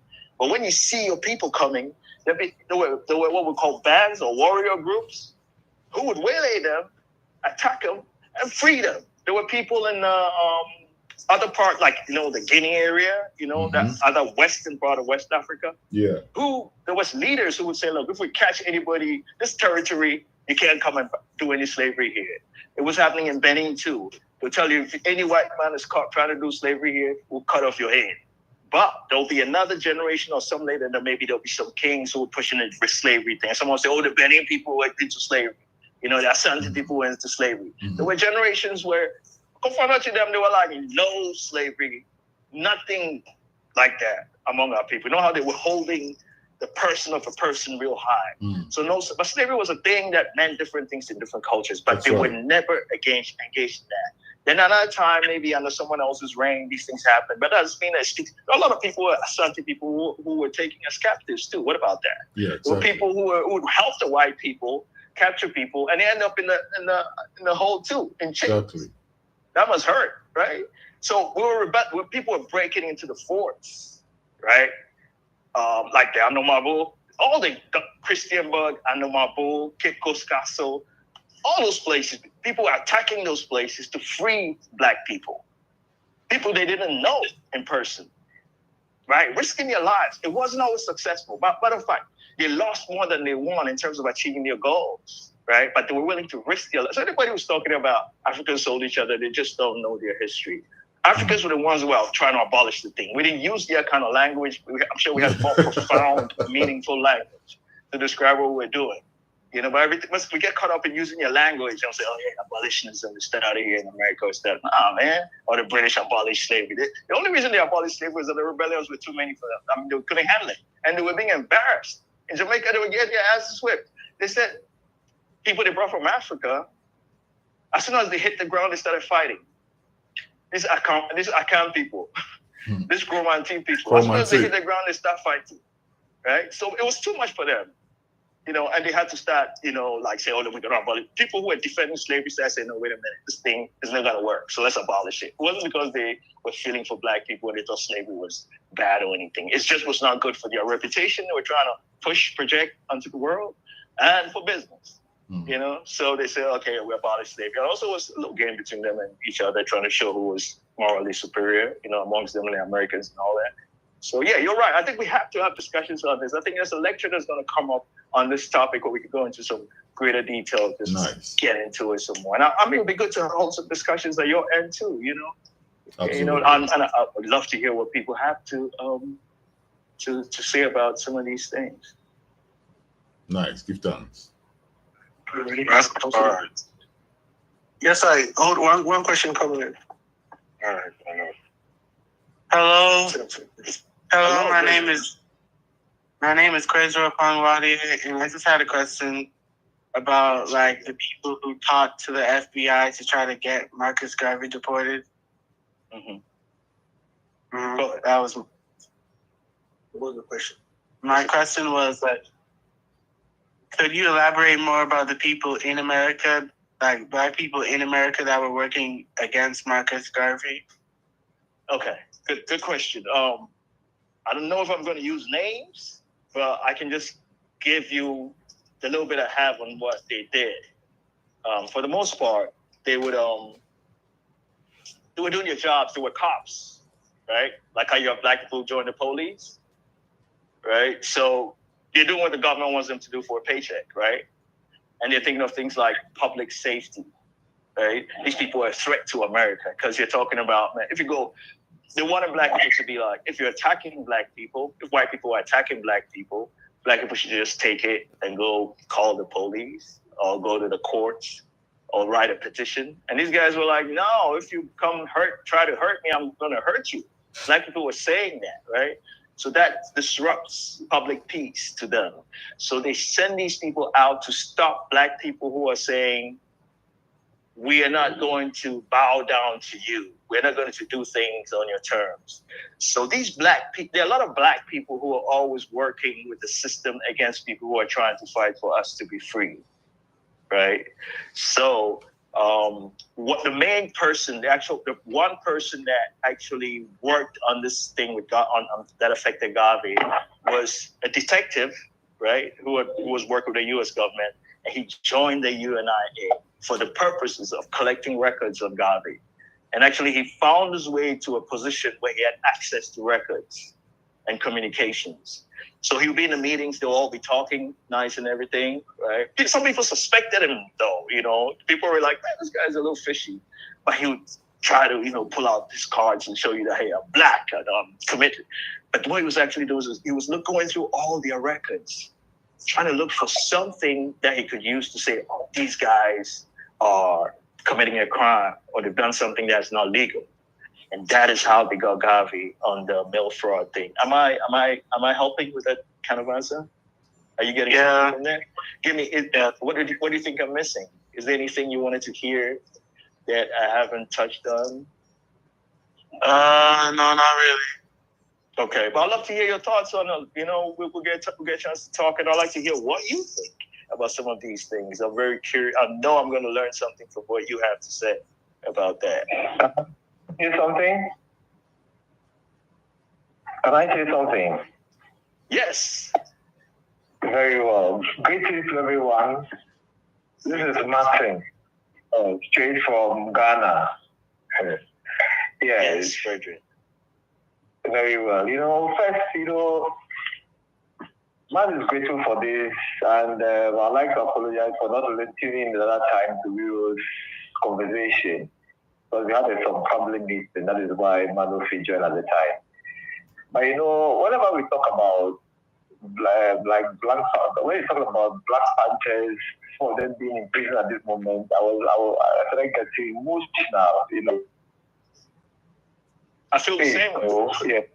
I feel exactly the same way, man.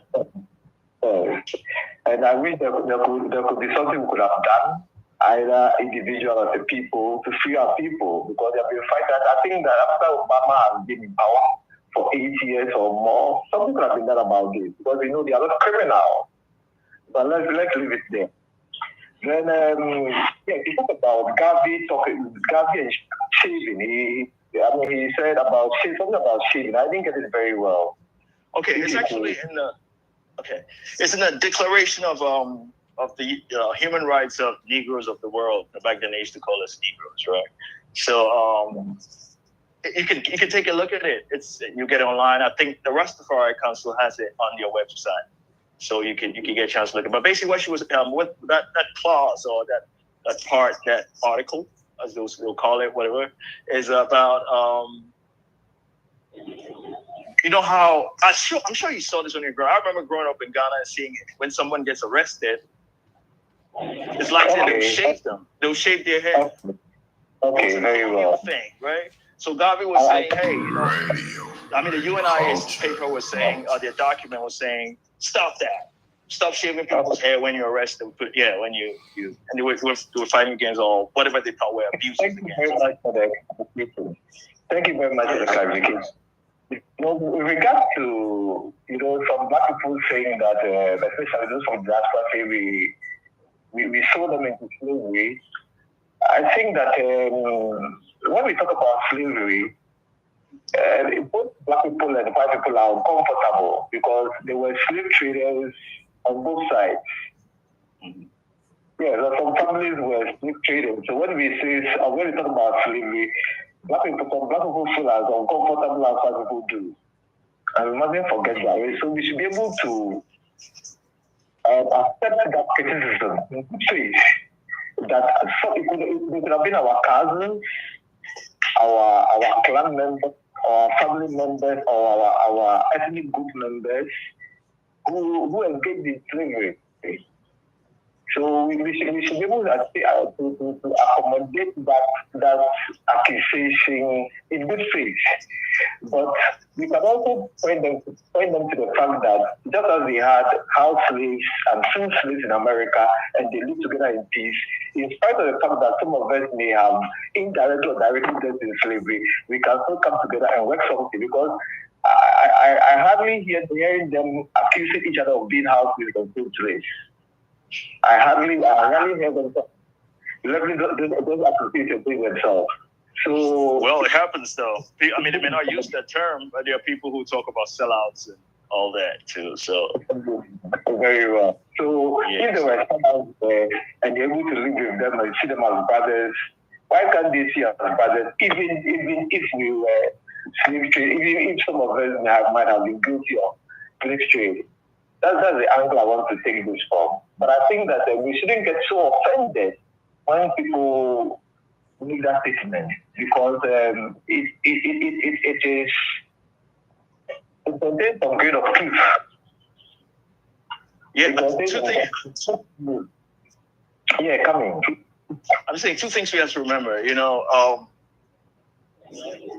That African who worked with them wouldn't have done, why don't they blame the Jews that worked for Hitler for what happened to the Jews. There were a lot of Jews that facilitated Hitler's thing. You know that, right? Yeah. Yes, Watch them when it comes to Africans, because the narrative is that Hitler was going to do it anyway. If the white world had to go pull people from underwater to do this thing, they would have done it. I'm just talking, you know, in a very, you know what I mean? Yeah, they were the ones who were carrying out this project, right? They were going to do it anyway, right? There was a story of a white guy came to Congo, and he saw some of the explorers, a statue of one of the explorers over there, and he was saying, "Man, you guys should have killed these guys, you know, as soon as they came." This is a white guy, Anthony Bourdain, maybe some of us know, and he cares about people, so he's talking about this, and the Congo brother is telling him, "Look, man, if we had killed them, more of them would have come still. It wouldn't have changed anything." You know what I mean? But nobody's saying this didn't happen. Black people didn't collaborate with them. But my question is, why do they spare the Jews who worked with Hitler? The conversation is about, this is what Germany's Nazi Germany did to them. This is what Hitler did to the Jews. When they're talking about the Holocaust, there's no talk of Jews that helped this thing. Why should we be so into this? We all know that we have problems and we go hard against the Mama who killed more Africans than the whites, right? As much as I agree with you, I think that when somebody comes on the personal level, we should be able to accept that. On the national level, I don't think we are going to accept that as a people.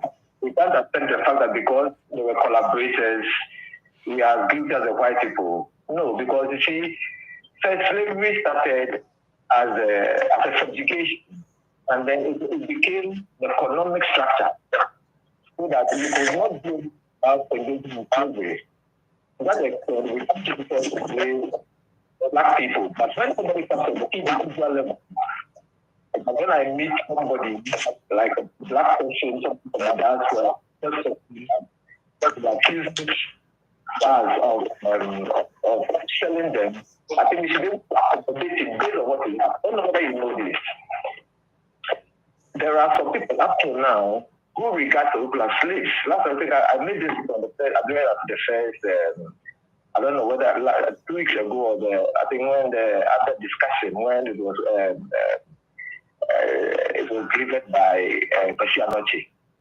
I talk about a name like Donko. Whenever you hear Donko, it means a person comes from one of his relatives, one of his great grandfathers was a slave. The Zuma say Kanga. I don't know how they speak another language, but at least I know it for Zuma and then for tea. They say Donko. You got to be a Donko, which means none in Bushi be, Nafifu be, but ancestor be, no yeah or at least at the time when people are born or join the system. So if I know this, I don't know. Some time ago in the palace, you had people who had their eyelids removed, the back of their teeth removed, their teeth, and those who had their eyelids removed, they couldn't, when they slept, they didn't close their eyes. Some had their nose chopped off, and some had their bones. What is the shape of they had their bones used as they could play percussion with their bones. Their hand bones. All right. Rasta, can you hear me? I think we should be able to accommodate a personal level the way it does. If a brother comes, I think the point is made, brother. Let's move it along for the sake of time. Like things like this, based on this knowledge, we should be able to accept that.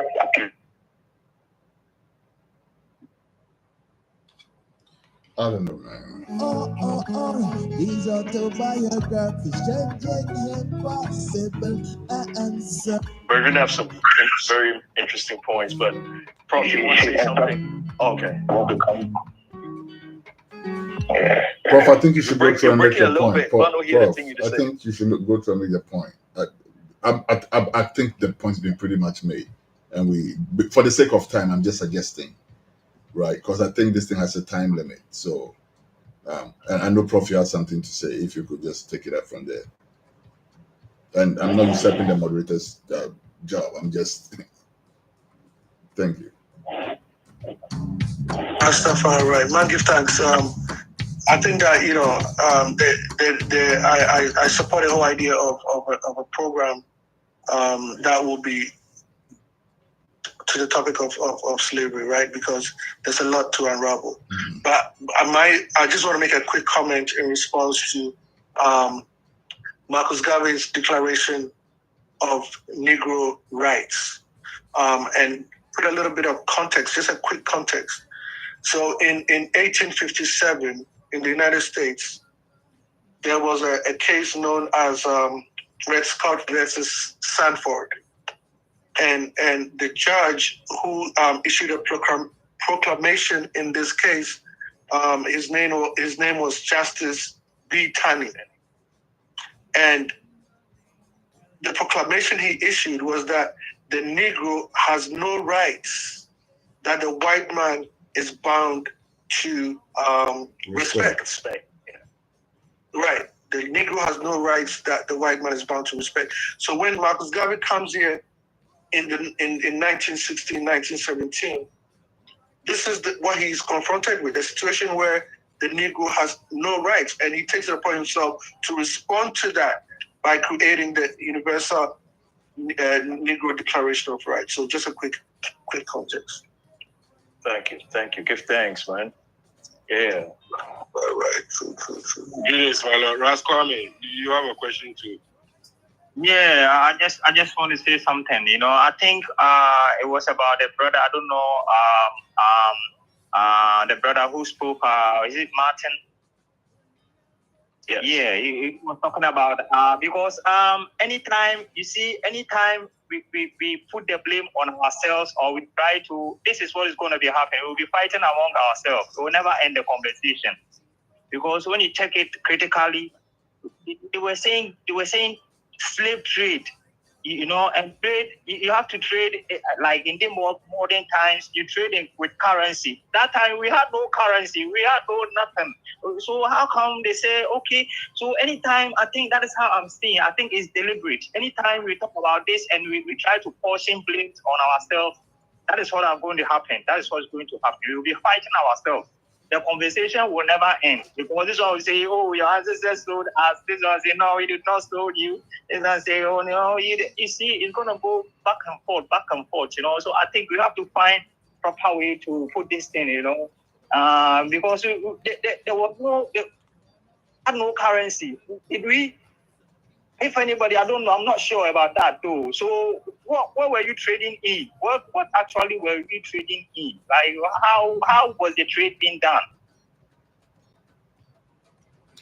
Yeah, man. I agree with you, brother. Except to say that. A quick one before you respond to that. I also have a concern I'd like to share. I think we are asking whether there was a slave trade or there was a slave raid. I think there have been some scholars who have put more work into establishing the fact that there was more of a slave raid than a slave trade. Basically, because I think one came when he was requested to bring in slaves. I think the trading had been established, and now black people depended on white people for trade. But then the culture of selling humans as goods was not something very popular with African kings. And so when the demand for human beings instead of the normal goods came up, I think some of the kings, they didn't have anything to give. They were not even in a position to trade, because they didn't have humans that they could trade. The culture of selling human or barter trade humans wasn't popular with us. And so some scholars have thrown more light on the slave raid concept, where even when we say chattel enslavement happened here, the mindset was that Europeans invested in divisions, in wars on the continent. And so where they invested in some wars, prisoners of war or tribes that are defeated, sometimes the enslaver came in to raid such people. And so the conversation, as I'm preview to, is more of a slave breed than a slave trade. And secondly, I think reparative justice follows the conversation about repatriation. And so I think when we Black people or Africans make the argument about reparative justice, one of the ways to rubbish that conversation is to say you sold each other into slavery, and so reparation is not something to consider. We listened to a presentation by Ambassador Frankai, who was working on, I think, some CARICOM organizations. And it looks like CARICOM was interested in repatriation, and they made some presentation to the extent, I think United Nations declared a certain year as a year for African descent. And according to Ambassador Frankai, when that year was declared as the year of African descent, the conversation about repatriation and reparation was supposed to be on the table.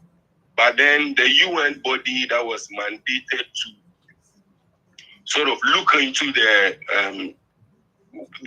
presentation by CARICOM and others wasn't even set up. So it looks like on the international front, repatriation and reparation is not a conversation that the, should I say, Europeans are ready to have with Black people. But then my question here is, Africans at home and Africans in the diaspora, currently, do we still see repatriation as one of the solutions to our problems? Do Africans on the continent think that should our brothers return, we will see much development or progress on the continent? Does African in the diaspora think that should we return to Africa, maybe we can improve our lot? I remember a conversation with Muta Baruka, an interview with Muta Baruka, when I asked whether repatriation was still relevant. And I think his response was that some of the Africans who once upon a time were about repatriation, now, okay, for him, Muta Baruka, he is living at the best of both worlds. He can live in Europe, he can live in Africa, he can live anywhere he wants to. So if he has the ability to live anywhere he wants to, why should he be focused on resettling in Africa? And so my question is, diaspora and continental Africans, do we still see repatriation? Like during Garvey time, they felt when you repatriate, you send skilled workers to Africa, they are going to help with development of the African nation. Do we still see that today? Because from where I sit, most people who are about repatriation are businesses that want to maybe improve or get some advantage, achieve some advantage, which is good. Africans who want to do some businesses here see the need in getting citizenship and all that. But is it a general, like Marcus Garvey, I think he was trying to address the plight of poor people. He was trying to relieve, but he thinks the best thing to address the issue of poverty in the West was to repatriate Black people so that they build a home for themselves. Like he said, where is the Black man's government? Where is this man of big affairs? I didn't see any, so I'll help create it.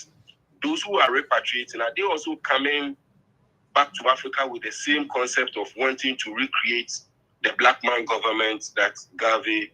These are a few questions that I have. I give thanks for the opportunity. I would really want to ask that you tell us what your answer before. I'd love to hear what have you observed, because you are in Ghana, right? What would you say would be a quick answer to that yourself? My Lord, I see government efforts, like you mentioned, the Joseph project of the NPP. I think they started Rollins emancipation, bringing emancipation celebration to Ghana, Kufuor, the Joseph project, Mahama granting citizenship to about 35 Ghanaians, Akufo-Addo granting 126 citizenship to Africans in the Year of Return program. It seems there is something going on, but some of the concerns that has been, some of these things that the government are doing, they are just, it's like people are trying to pay in some money to get some deeds. It's like few people who are interested. It doesn't seem there is a program. It doesn't seem the government are interested. And I don't see a government to government, like the government of Ghana dealing with the government of Jamaica, or African governments dealing with the seed region. I don't see that. It's on that basis that I would think that maybe it's like we as part of our development, we think the diasporans returning will aid our development. But from the level where I see it, it looks like it's more an individual affair. If somebody has enough money at home or abroad, he thinks he can repatriate, he'll go through the channels and try and get himself a citizenship. But for the poor in the diaspora, I don't think there is any opportunity for them to return to Africa, which I think was Marcus Garvey's dream of sending such people to Africa. So I think that's... Give time. Can I check in real quick? So on a certain front, Jerry Rawlings made a visit to Jamaica, a very famous visit. He went to the Rastafari camp, went to go beat Bingi with them and all of that. It was all over the newspapers in Ghana at the time. That was reaching out. That to me was very significant. We also know that the country of Haiti, for instance, and Haiti is a country that we have to set up to discuss on its own. But Haiti has also made inroads at trying to become part of the African Union. There's a lot that is going on, but it has to be, like Marcus Garvey said, it has to be organized and centralized. We have to bring it all together. So there's some of those things going on. But the point really that I want to make is about the reparation. We have to be very careful when we're talking about reparations, because what value in dollar terms or whatever it is that we are asking for in reparations can we put on the many years of bloodshed that has occurred in the name of slavery, the slavery of our people? We should be careful, because once we receive any reparation, we have lost the moral right to go back and say anything else. Yetua moka. Ye slavery wonana and I'll see yetua okay. Bana mo boye nyina na word set yamfa huska mamo. Eni ama muska. Afa ye dien bio. Personally, I am of the viewpoint that we should not receive anything in monetary terms as a form of reparation. That's my viewpoint. I think that we should never be tempted to do that. We should always maintain the high ground that you have wronged us, and we are going to stay with that till the end. Now, let's talk about real reparation. What's the real reparation? Let's have a new reset. Let's have a reset of the systems that govern the world. Because why is it that Africa produces the resources, but we're still poor? Why is it that an ounce of gold sells for how much versus a Gucci watch or a Nike pair of shoes?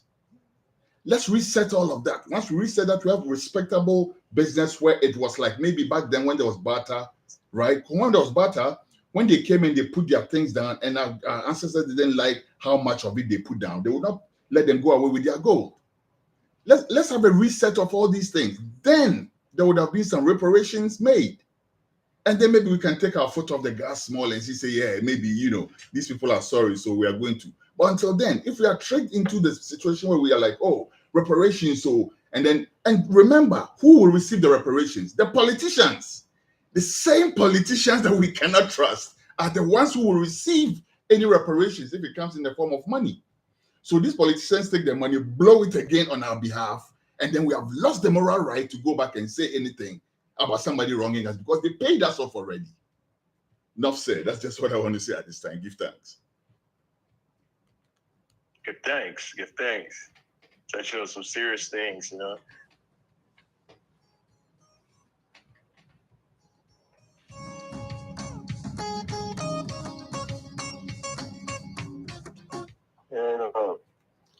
One short thing though, if there's nothing else, let me share one thing though as a buttress for something that you said, Kwasi. You did mention that Amy Garvey, right? No, not Amy Garvey, sorry. That was Du Bois, rather, Du Bois' wife, was very instrumental in the setting up of GBC and all of that. And you said something that ties into something that I've heard growing up. We were, I think I've shared this with you before. When Kwame Nkrumah said, man set up GBC, the one from Boton Mentolatum, right? Because at some point, I think that GBC started going a bit commercial and there was way too many commercials on GBC versus what the original idea was, just as you stated, right? With advice from Du Bois' wife. So Kwame Nkrumah had that idea of using GBC as an educational outlet rather than as a commercial outlet that was supposed to be used in advertising products. So there's this famous quote of Kwame Nkrumah which said that he was quoted to have said, to wait, I didn't set up GBC to be used to advertise Mentolatum. Because I think at the time there was a famous brand of Mentolatum that was always on there. Kwame Nkrumah was like, no, that's not the idea. The idea is to use this as an educational tool. So that's just to buttress that point you made about W.E.B. Du Bois' wife. Give thanks. Yeah, can I say something? Yes, go ahead. All right. I think that I want to agree with Kofi Asante, who talked about a slave trade instead of a slave trade. I think I want to say that it began as a slave trade, as a slave raid, and later became a slave trade. Because there were several kingdoms. I think there was one in Benin, for instance, where the British gave them the ultimatum to a chief who had abolished slavery in his land to reinstate slavery. And they bombed his, they had their gunboat diplomacy. And they bombed him till he had to do what they wanted. So I think that there was a slave trade at a point in time where some people, the same thing as we have now. If you are a chief or you are a king and you are reluctant to engage in slavery, they just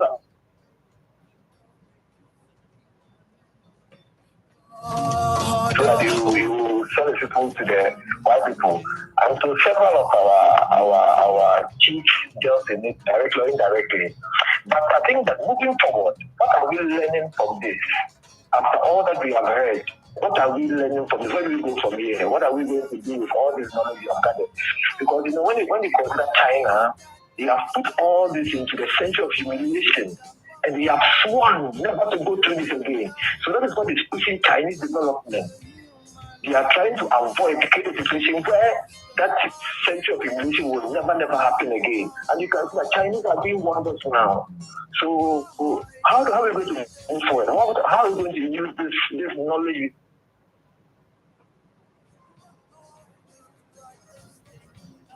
What are we going to do about that? Thank you for Did you hear what I said? Part of it, just the ending. We missed the ending a little bit. Okay, very well. Let me come back. I said that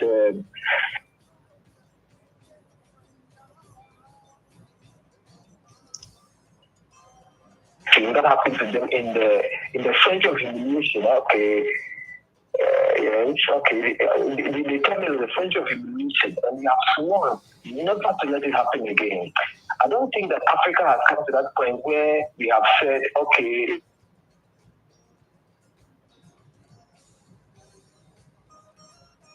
on the ethnic group level, on the national level, never to make this thing okay again.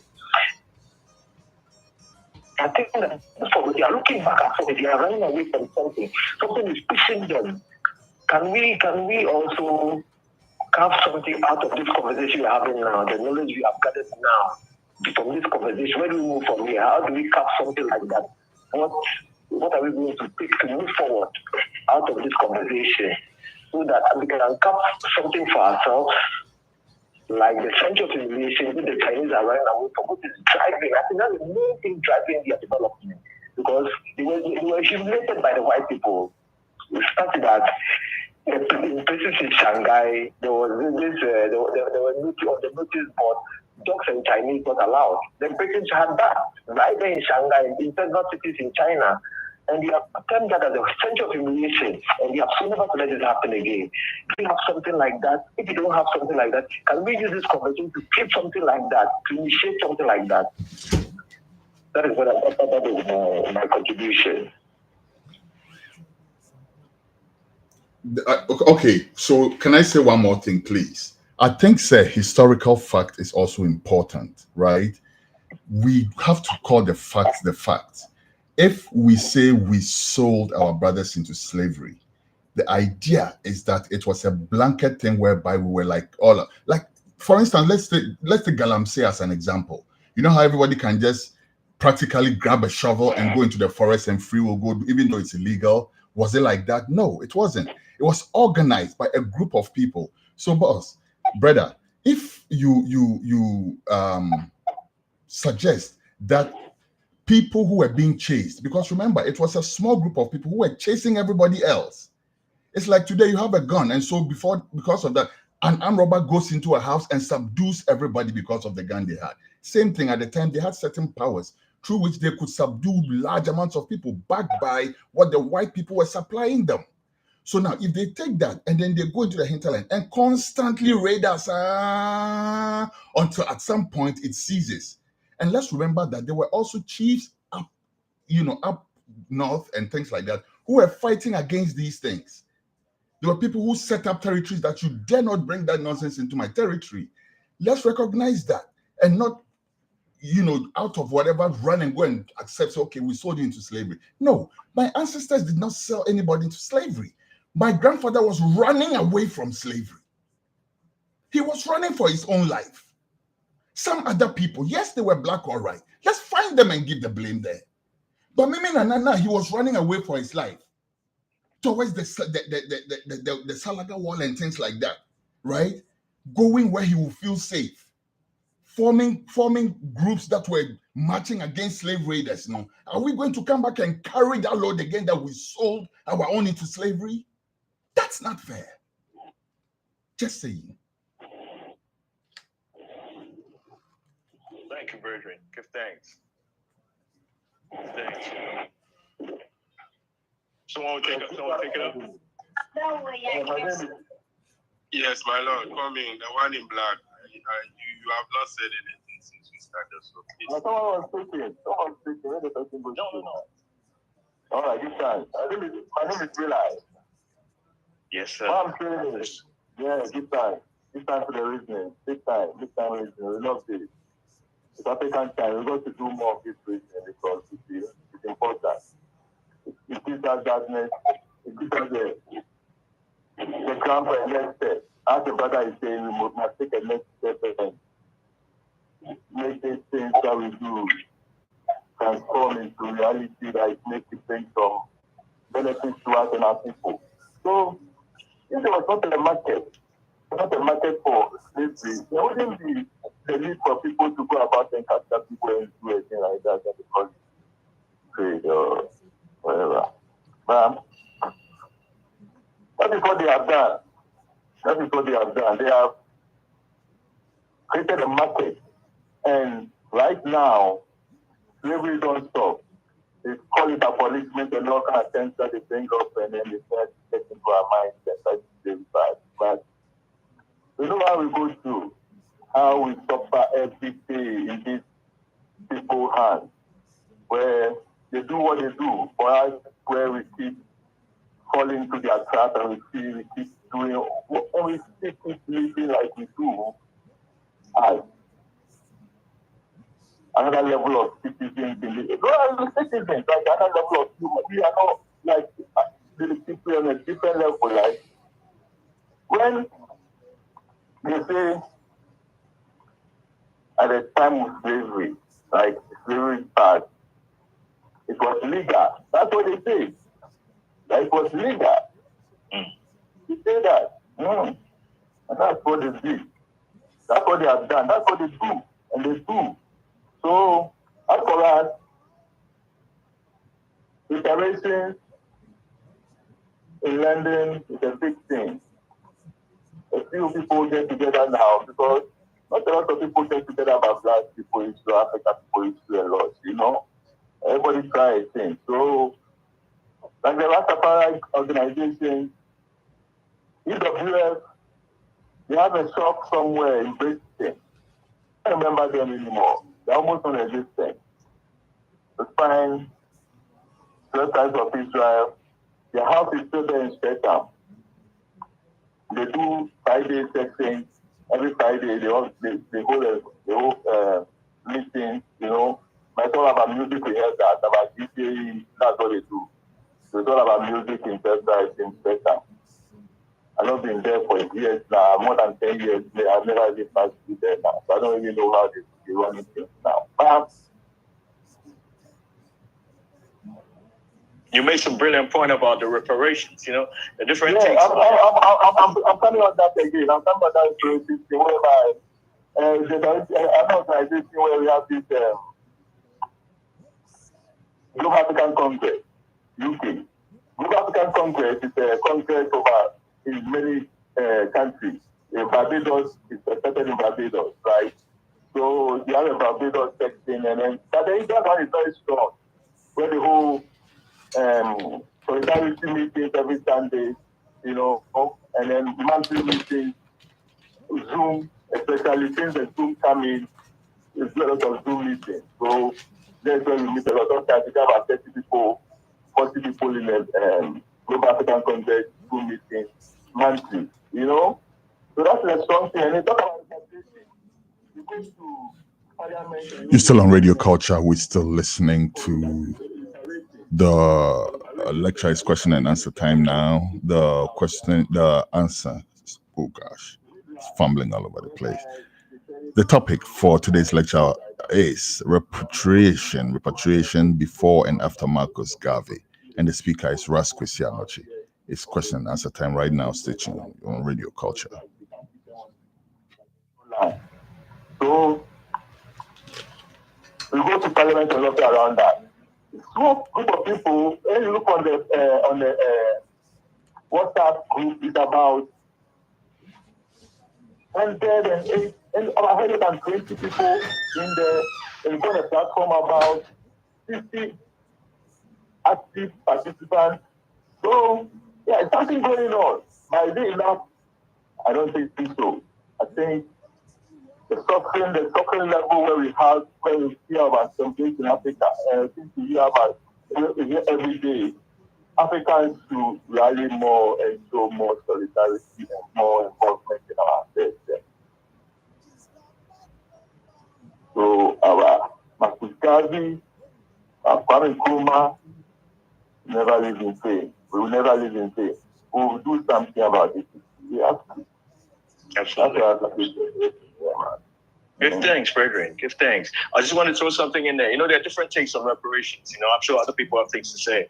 There's some people who say, just like what John Beloved was saying right now, the monetary thing, you know, what does it mean? There's some people who say, this might sound a little cold, but okay, they took our flesh, right? They took the flesh of Africa. It took Africa's life, right? Slavery was about taking Africa's life, right? So reparations would mean we have to take their life. That's what some people will say. It sounds too out there. Whatever way you interpret that, it's not necessarily, some people would see it as physical. But the conceptual world, the life of the conceptual world they've created, that you're saying is creating this situation where we're always at the bottom, has to make us think about how to get rid of that. Like His Majesty would say, discredit it, destroy it, and abandon it, versus how do we try to manage to deal with this? How can we get better spot in this game? Because that's what we've been running in circles for a while. It's all about how do we get this thing to work for us. It wasn't made for us, you know, but how can we get past it? That's what His Majesty is saying. You know, create something that is meaningful to us, you know, because that monetary thing, like John Beloved was saying, it's not really on our terms, and it's not going to fix the situation. As long as we have a money economy, we're going to have to come back and deal with it. That's what I've been telling to our people here. It's not going to feel the situation. It's not really taking the situation because now we live here. If they give us that money, so they give some people in Jamaica money, they give us all the shares all over wherever we are. And they give us that money. And we live in America. And we live in repatriation is the issue that we look at. Repatriation is the man. Repatriation is real. Repatriation is but repatriation, we should also see it like it's happening. It's happening. It's going on. It's not physical alone that we can see as repatriation. You know, it's a shame that our president in Africa these days, they pay so much premium to what they call foreign something. They call it a name. They have a name for it. Foreign remuneration. Like the money that comes from Africa from relatives from Africans here to African countries. Investments. They have a name for it. Direct investments or kind of thing. Not that. Some other name we have for it. That's the other name we have for it. But they do. And like invest. You're talking about just on social level, that kind of money, you know, not governmental level, on individual level, the kind of money we go through Western Union. I think they call it remittance. Remittances. Call it remittance. That is the name. I go the ask. So, the person who has been known to it, like it's on vision, and so, and I realize that that money is still bigger than the money that the countries are able to generate sometimes. Like Ghana can generate sometimes, but if what Ghana generate sometimes. So, is this the way we should go? Is this the way our people should be thinking? We've got work to do. The work, every time we think about it, looks bigger than when we started. So, I think it's about time we double up more. Rastafari. Yeah.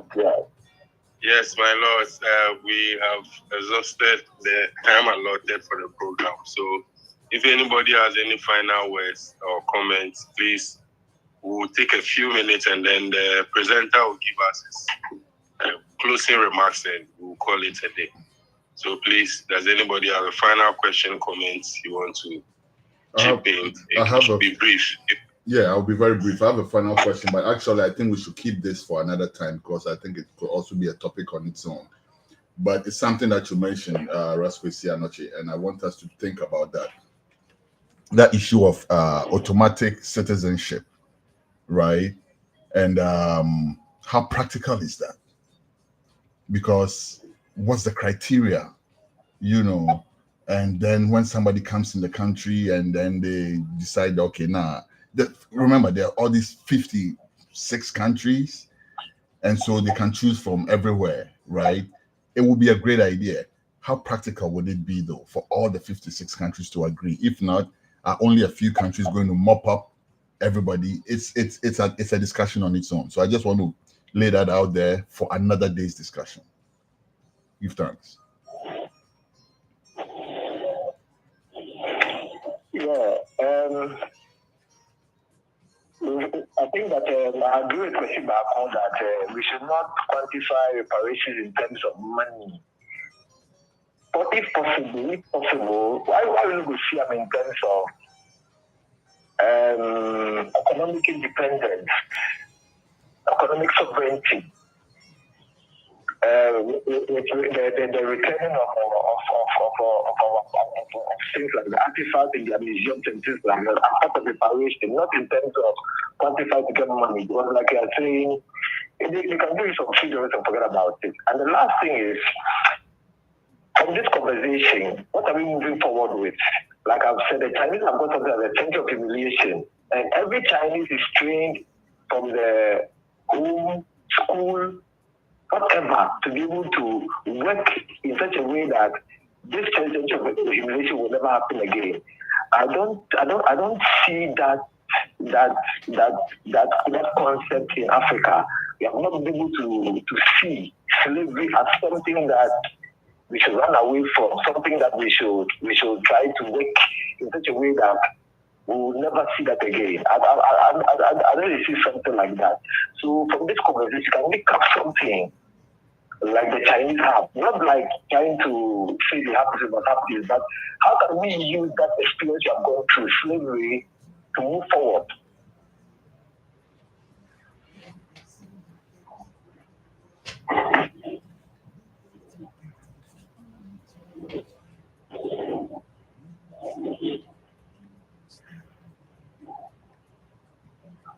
Prof, you want to say something?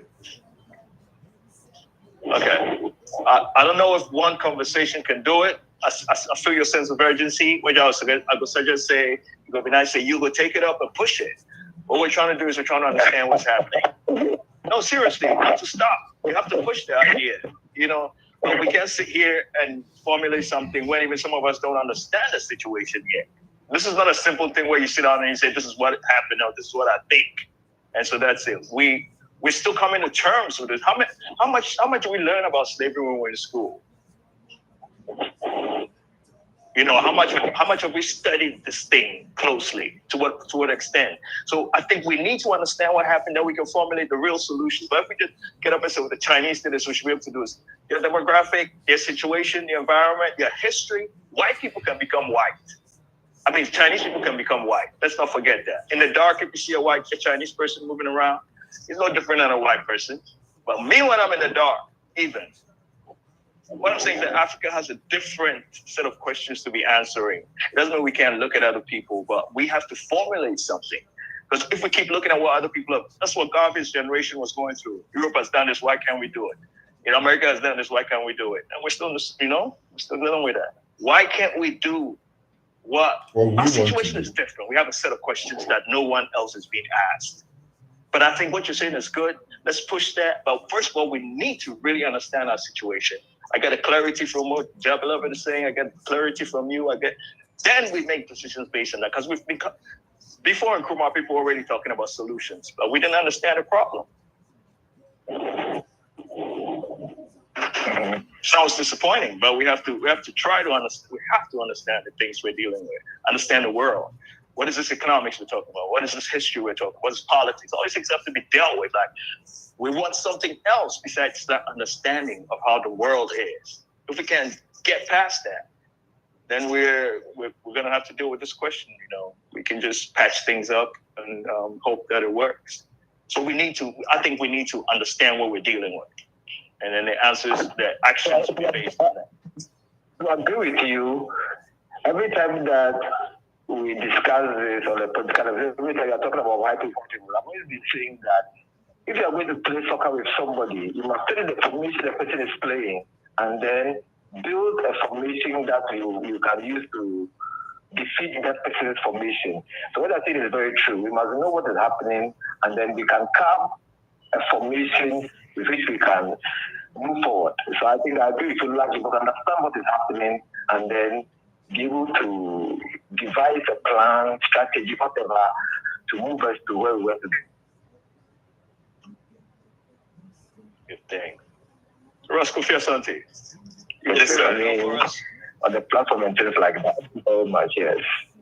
All right. Give thanks, Martin. Give thanks. Prof, really appreciate it. With all that you heard, do you have anything to add before we draw the curtains? Prof, Will. I think you got it. Okay.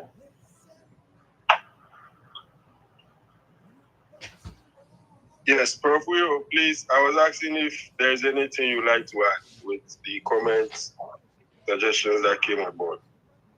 I think that, I'm okay for it. We will have to do everything.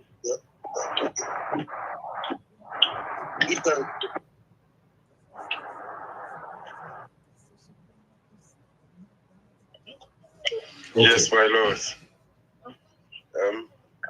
My lord, please, will you give us your closing remarks?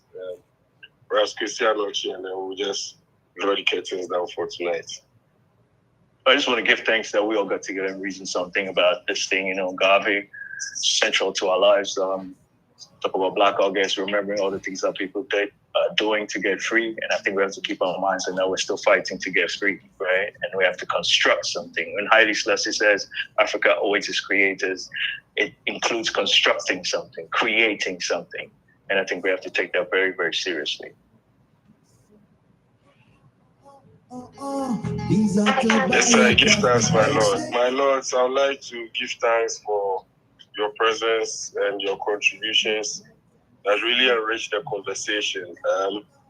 We ask that next presentation will be on Nyabingi, origins and extensions, evolution and resistance. And that will be on 1st September 2024. Will be led by Dr. Kwajo Oponwadie, one we mostly call Prof. Wiro. And so in the next 2 weeks, Prof. Wiro will take us through Nyabingi, origins and extensions, evolution and resistance. And please, we ask that we invite ones and ones. We invite our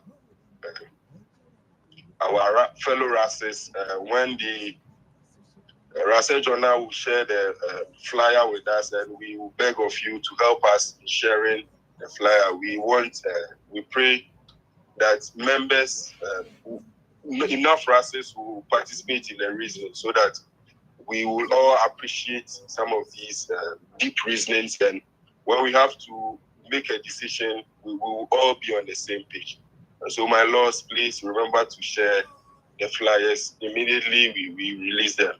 Once again, I want to appreciate you all for your presence. We give thanks.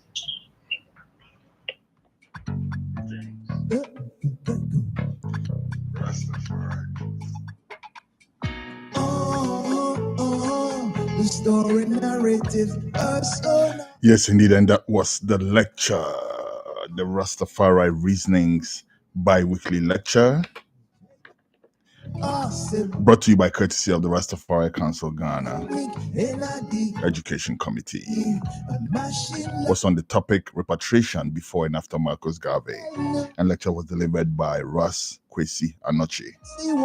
Most of us know him as Seven Fireside or Ras Dawit, formerly of King Tiban. Thank you for doing the listening. My name is Kwasi Eswanbakuja, beloved. This is Radio Culture. I'm up like a light. See you next time.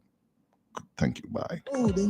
Culturally codified, cause dyslexia becomes aphasia, cause social climate is like an half that they felt used.